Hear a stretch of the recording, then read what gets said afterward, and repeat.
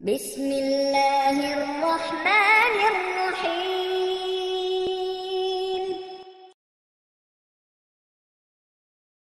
السلام علیکم۔ میں سب سے پہلے یہ کہنا چاہوں گا کہ یہ ویڈیو ہماری ایک چھوٹی سی کاوش ہے۔ اگر آپ کو پسند آئی ہے تو ہمارا چینل ضرور سبسکرائب کریں۔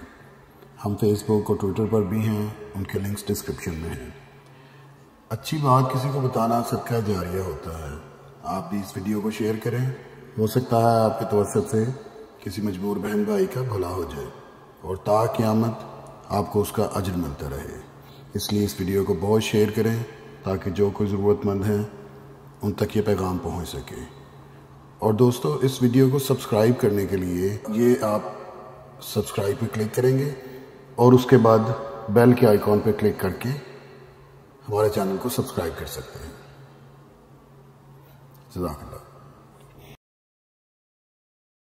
بیٹیاں گھر کا حسن ہوتی ہیں۔ جس گھر میں بیٹی نہ ہو وہ گھر سونا سونا سا محسوس ہوتا ہے۔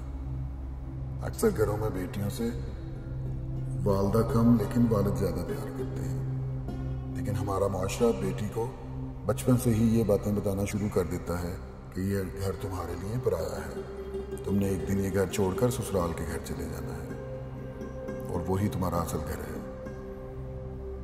آخر ایک دن وہ لمحہ بھی آ جاتا ہے کہ جب والدین اپنی بیٹی کا رشتہ طے کرتے ہیں، اس کی شادی کی تاریخ طے کر کے سسکیوں اور دعاؤں کے ساتھ اپنی بیٹی کو سسرال کے گھر میں رخصت کر دیتے ہیں۔ رشتہ ہوتے وقت تو سسرالی بھی لڑکی کو اپنی بیٹی بنا کر رکھنے کا وعدہ کرتے ہیں، لیکن پھر شادی کے چند روز بعد ہی ساس، نند اور گھر کے دیگر اہل خانہ کے ساتھ کھٹ پٹ شروع ہو جاتی ہے، اور ہوتے ہوتے بات کہاں سے کہاں پہنچ جاتی ہے کہ جس کا لڑکی سوچ بھی نہیں سکتی۔ وہ دن رات روتی ہے اور سوچتی ہے کہ بیٹیاں تو گھر کی رونق اور آنکھوں کی ٹھنڈک ہوتی تھی۔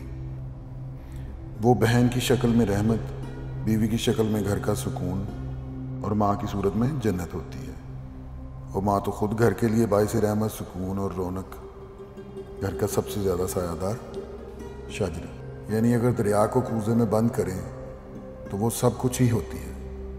پھر ایسا کیوں ہوتا ہے کہ یہی عورت جب ساس، نند یا یوں کہیں کہ سسرالی رشتہ دار بنتی ہے تو سخت گیر، نفرت اور عداوت رکھنے والی کیوں بن جاتی ہے؟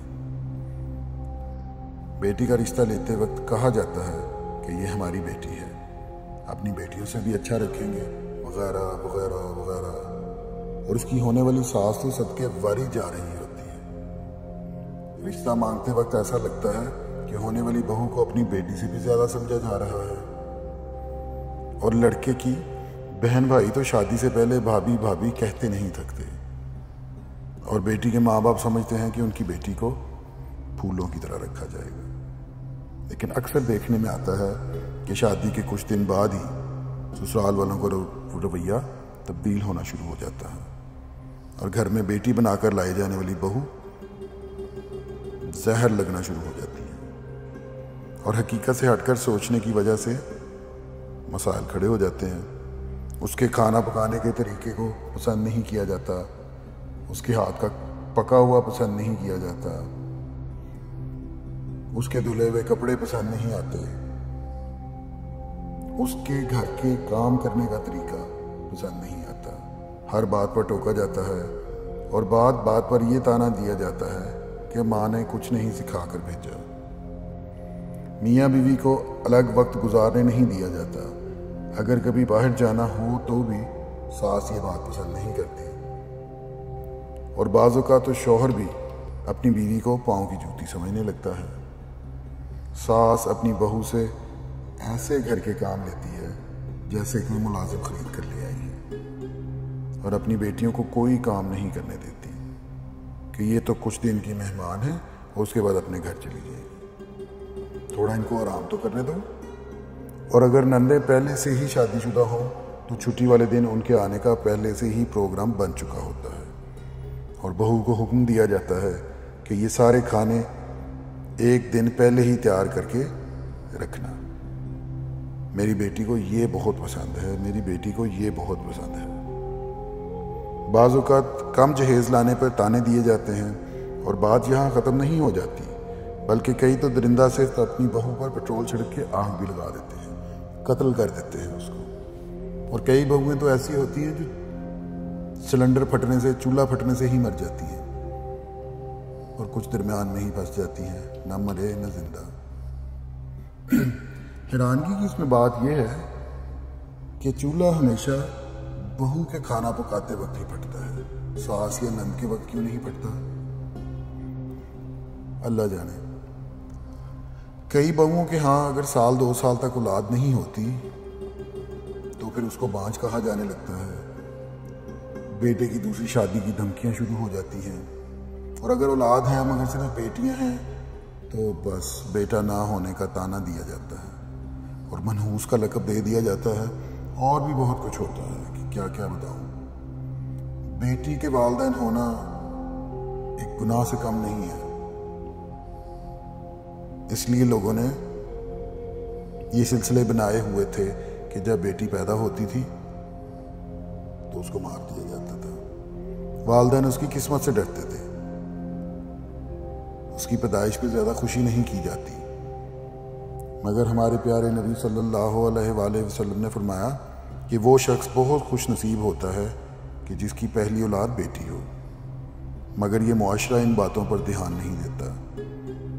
لیکن ایک بیٹے کے والدین ہونا، ایک والدین ہونے کی حیثیت سے ہمیں اپنی بیٹی کے اچھے نصیب کی دعا کرنی چاہیے۔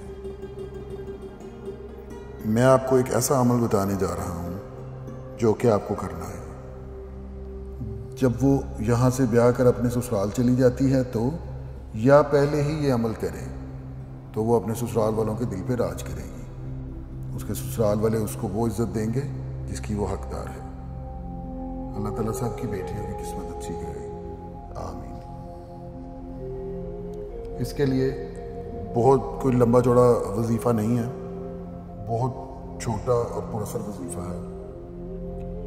مغرب کی نماز کے بعد، نماز پڑھنے کے بعد جائے نماز پہ بیٹھے بیٹھے 11 بار درود شریف، 111 بار یا مغنی ہو، یہ آپ کو اسکرین پہ بھی نظر آ رہا ہوگا، 111 بار یہ پڑھنا ہے، اور اس کے بعد 11 بار درود شریف پڑھ کے آپ نے دعا کر لینی ہے، اور اس کے بعد جائے نماز سے اٹھ جائے۔ انشاءاللہ آپ کو 1 ہفتے کے اندر اندر ہی اچھی خبر ملے گی۔ جیسے جیسے آپ کو پتہ لگے کہ رویے تبدیل ہو رہے ہیں، آپ ہمیں کامنٹ کر کے بتائیں۔ ہم فیس بک اور ٹویٹر پر بھی ہیں، اور ہمارا پیج بھی سبسکرائب کریں، کامنٹ کر کے بھی بتا سکتے ہیں۔